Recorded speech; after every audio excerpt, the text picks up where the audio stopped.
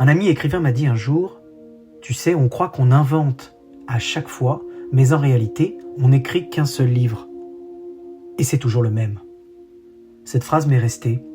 Elle m'a mis en face d'une évidence et d'une interrogation. Est-ce que moi aussi, je cherche la même chose dans chaque roman?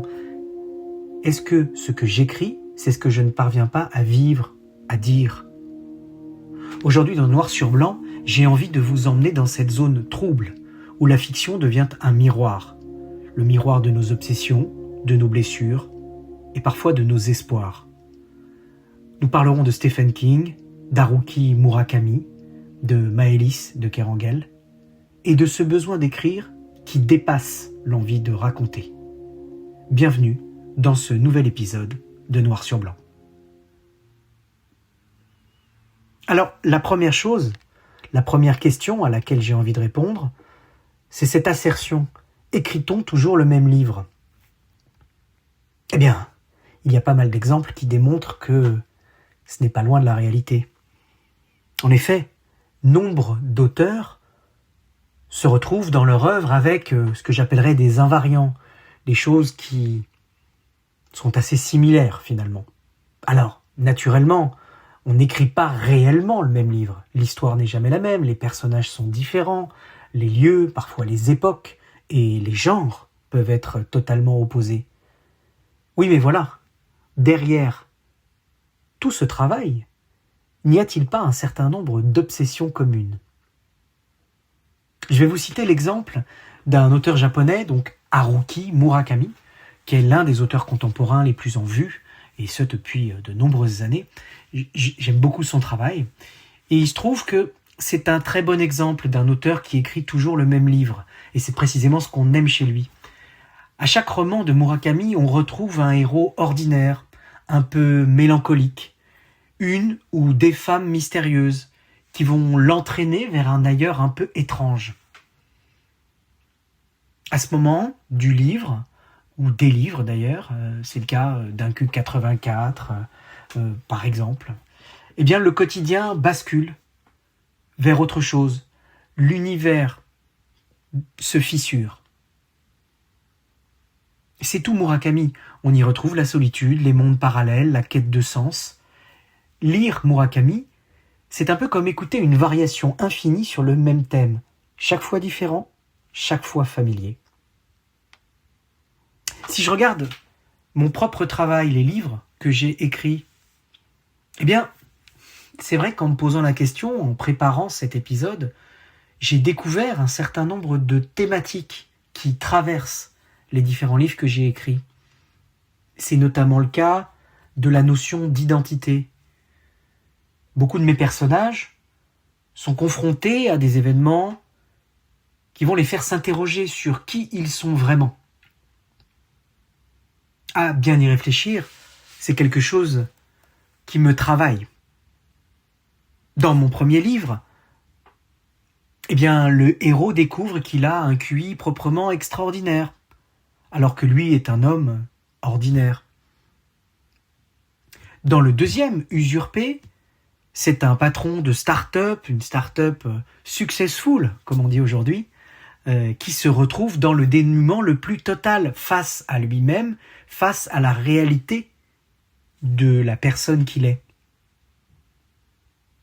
Pour en citer un autre, je citerai mon roman d'anticipation Normalité, c'est la même chose.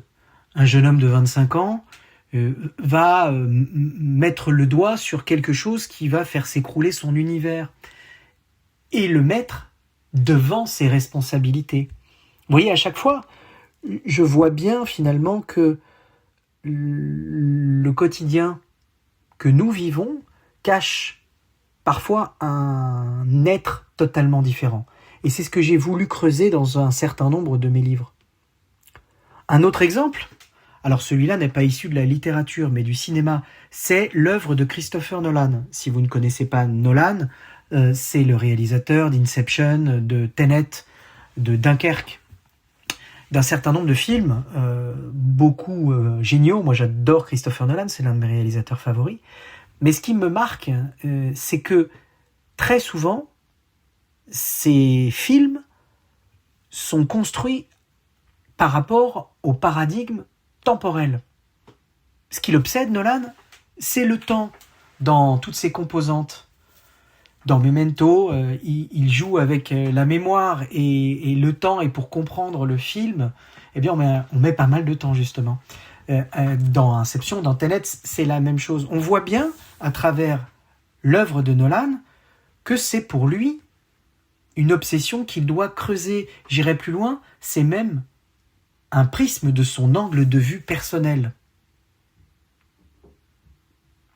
Donc on voit bien déjà que, oui, un certain nombre d'auteurs, en tout cas, écrivent en permanence le même livre, tirent sur les mêmes fils, les mêmes obsessions. Mais est-ce seulement ça, creuser un sillon ? Pas seulement. Le deuxième élément que je voudrais réfléchir avec vous, c'est la notion de livre comme libération, comme facteur d'exorcisme de ces peurs. Alors les peurs, on en a tous, évidemment, c'est constitutif de l'être humain, et je crois que ça nous différencie de beaucoup d'espèces sur Terre. Pour autant, ce n'est pas simple à vivre, et certaines peurs sont plus difficiles à surmonter que d'autres.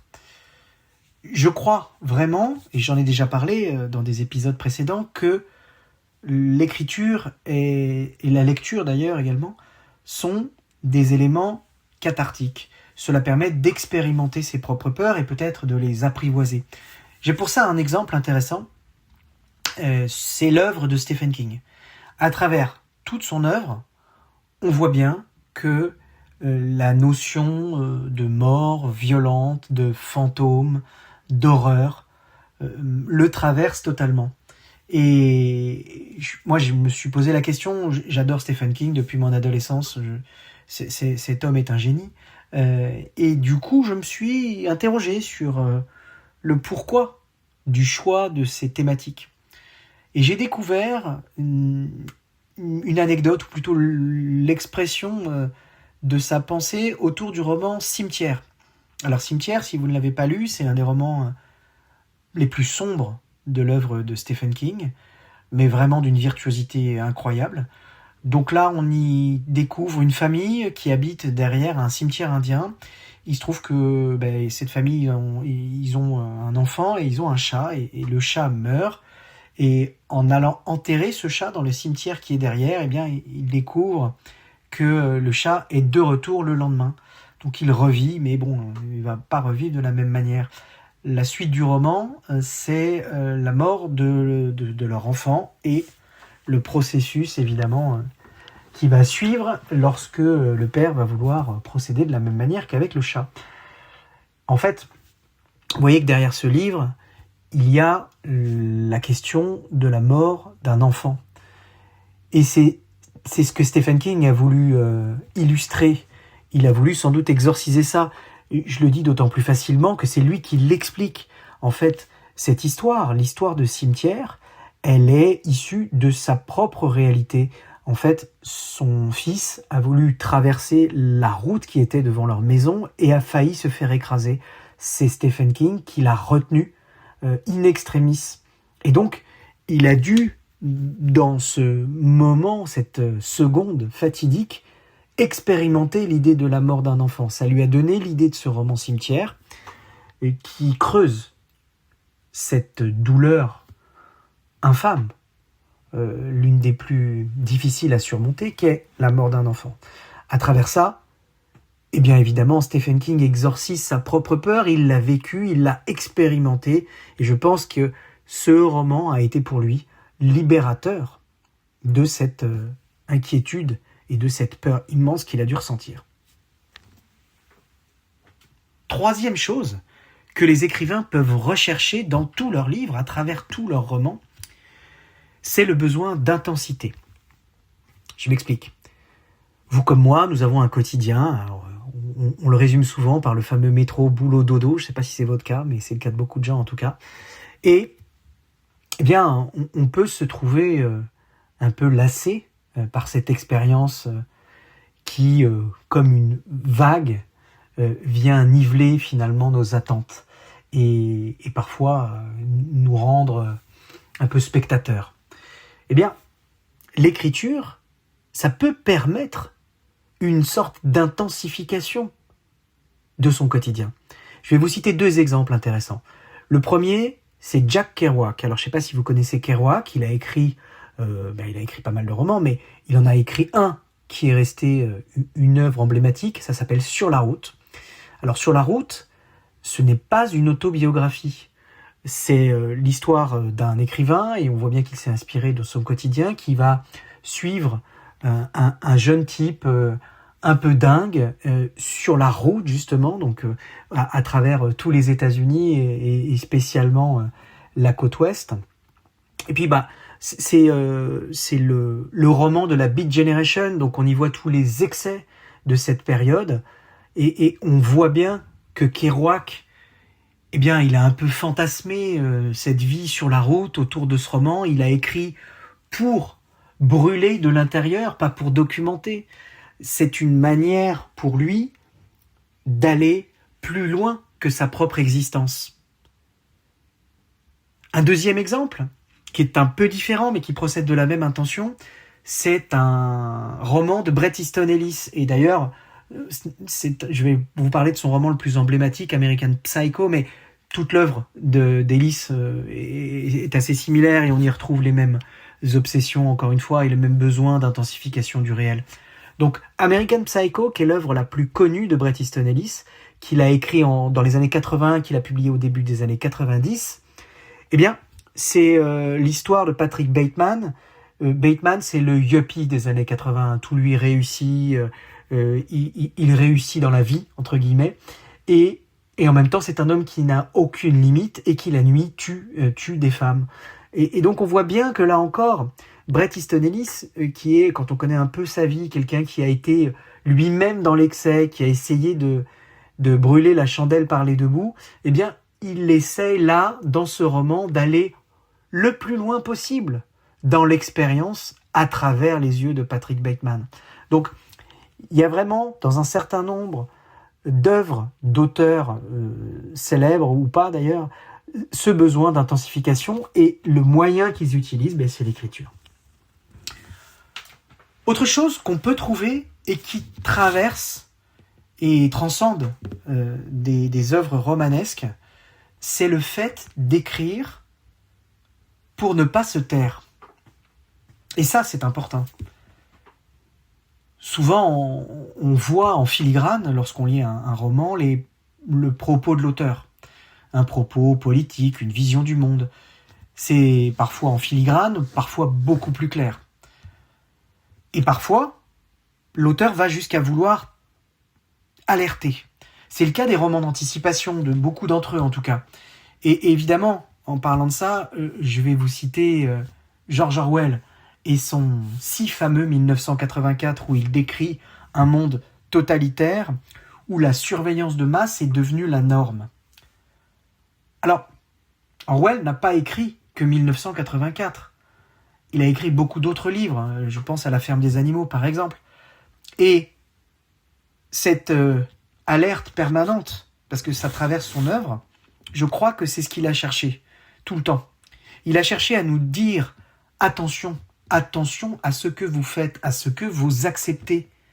Parce que demain, l'exception pourra devenir la règle. Votre quotidien pourra être régenté par des principes qui aujourd'hui vous rebutent, mais qui peu à peu pourraient devenir la norme. Là, on voit bien que l'obsession d'Orwell est de nous alerter d'un futur sombre. C'est donc de faire de ces écrits un moyen de pression et puis de dévoilement de ce qui se joue devant notre télévision et puis les événements qui font l'actualité. J'en viens à la dernière chose qui peut sous-tendre l'écriture, et pas des moindres. Je pense que dans un certain nombre de cas, les auteurs cherchent à réparer le réel. Parce que on vit tous des choses difficiles dans nos existences. Et il arrive qu'il soit difficile d'en parler. Et donc, ce qu'on écrit, c'est parfois ce qu'on n'a pas pu ou pas su dire. J'ai un exemple là-dessus qui est très illustratif. Je ne sais pas si vous connaissez un roman qui s'appelle « Réparer les vivants » de Maëlys de Kerangal. Ce livre, il est vraiment poignant. Hein. C'est l'histoire d'un jeune homme qui va mourir sur la route, et puis ses parents vont être confrontés à son décès et à la décision impensable d'accepter que son corps soit utilisé en don d'organes pour réparer justement les vivants. Alors, ce titre, « Réparer les vivants », Maëlys de Kerangal l'a emprunté à Anton Tchekhov dans une pièce où il dit quelque chose comme c'est ça, enterrons les morts, réparons les vivants. Et c'est amusant parce que en fait, quand Maëlys de Kerangal choisit ce titre, Réparer les vivants, elle décrit non seulement le propos du livre, c'est-à-dire son histoire, mais quelque part aussi son intention. Parce que ce qu'elle nous dit à travers cette histoire, c'est que la mort elle-même, elle est l'un des piliers de la vie. Et que, bien sûr, quand on perd un être cher, c'est une tristesse infinie. Mais c'est aussi le fonctionnement de notre monde. Et en cela, elle essaye elle-même de réparer les vivants. Voilà, c'est ce que je voulais vous dire et exprimer aujourd'hui, écrire. Je crois qu'en fait, au fond, c'est faire l'inventaire de ce qui nous manque. On creuse, on revient, on affine, mais on ne comble jamais vraiment. Et c'est pour ça qu'on réitère, qu'on écrit un autre roman. C'est sans doute cette quête impossible qui donne naissance au plus beau livre.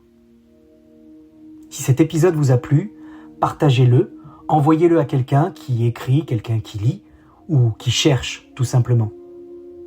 C'était Laurent Théry, vous écoutiez Noir sur Blanc, merci et à bientôt.